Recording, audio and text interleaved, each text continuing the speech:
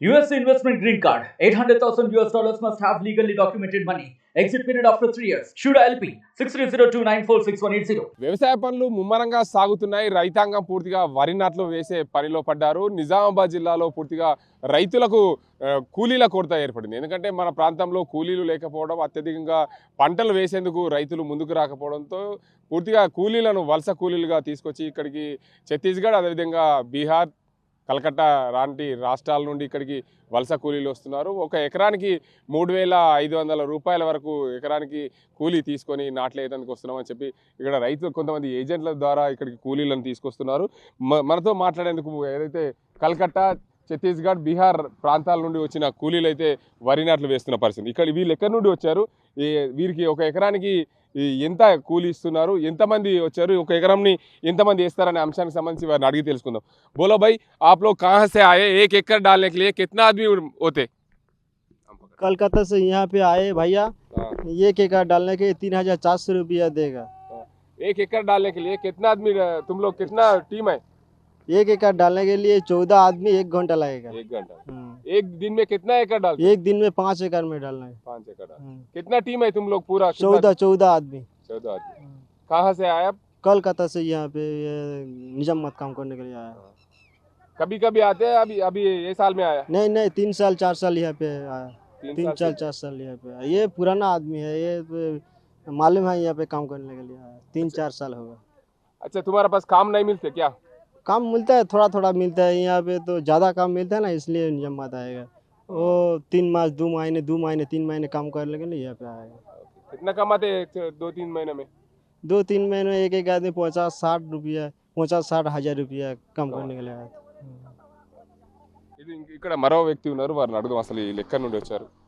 बोलो आप कहाँ से आए, कितना आदमी लोग हैं, एक एकड़ डालने के लिए कितना टाइम लगते? कभी कभी आया इधर क्या? अब तो पढ़ा लिखा है? पढ़ा लिखा है। हम लोग इधर 14 आदमी है। कलकत्ता से आया इधर। एक एकड़ डालने में 3,400 रुपया देता है और एक एकड़ डालने में 1 घंटा लगता है। और तुम्हारा को खाना कौन खिलाते है इधर? खाना इधर हम लोग का कुकिंग मैन है ना, हाँ कुकिंग मैन है, वो बना के देता है। हाँ। और हम लोग हर साल में आते हैं इधर? हाँ, हर साल में आता है। कितना कमाते? ठंडी के मौसम में आते हैं और बरसात के मौसम में आते हैं।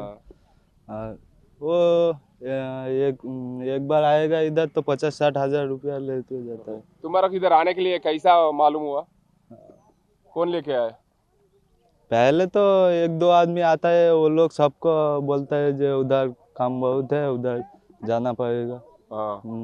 चलो उधर जाओ, ऐसा है। और हम लोग का टीममेट जो है ना, हाँ। वही लेकर आता है हम लोग का। अच्छा, तुम्हारा गांव में उधर काम नहीं मिलते क्या? हाँ, मिलता है ना, कलकत्ता में बहुत काम है, लेकिन हम लोग इधर आता है, इधर ज़्यादा पैसा मिलता है ना। और 1-2 महीने में 60 हज़ार रुपया 70 हज़ार रुपया मिलता है, इसीलिए।